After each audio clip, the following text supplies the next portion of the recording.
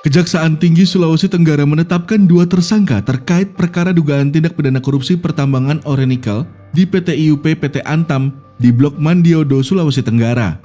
2 orang yang ditetapkan sebagai tersangka yakni Sugeng Mujianto selaku Kepala Geologi Kementerian ESDM dan EVT selaku Evaluator Rencana Kerja dan Anggaran Biaya pada Kementerian ESDM. Sugeng sebelumnya pernah mengisi posisi sebagai Sekretaris Badan Geologi, Direktur Pembinaan dan Pengusahaan Mineral Ditjen Minerba, serta Kepala Biro Fasilitas Kebijakan Energi dan Persidangan di Sekretariat Dewan Energi Nasional atau DEN. Kepala Pusat Penerangan Hukum Kejaksaan Agung Ketut Sumedana mengatakan, berdasarkan hasil penyidikan yang dilakukan Kejati Sulawesi Tenggara, kedua tersangka SM dan EVT disebut telah melakukan tugas yang tidak sesuai dengan ketentuan.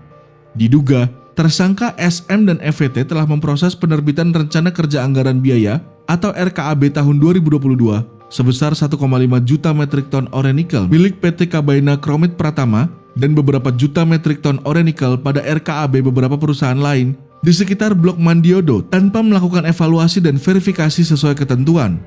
Padahal, perusahaan tersebut tidak mempunyai deposit atau cadangan nikel di wilayah izin usaha pertambangannya atau IUP. Sehingga dokumen RKAB tersebut dijual kepada PT Lawu Agung Mining yang melakukan penambangan di wilayah IUP PT Antam.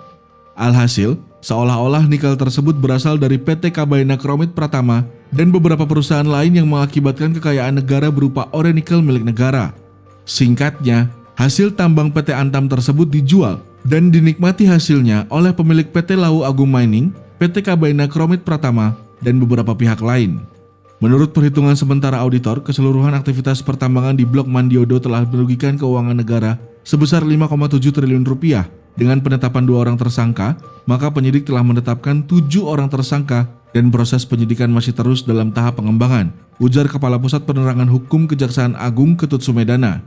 Sebelumnya, Kejagung telah menahan Windu Aji selaku pemilik PT Lawu Agung Mining dan Ovan Sofan sebagai Direktur Utama PT Lawu Agung Mining dalam perkara tambang ilegal ini.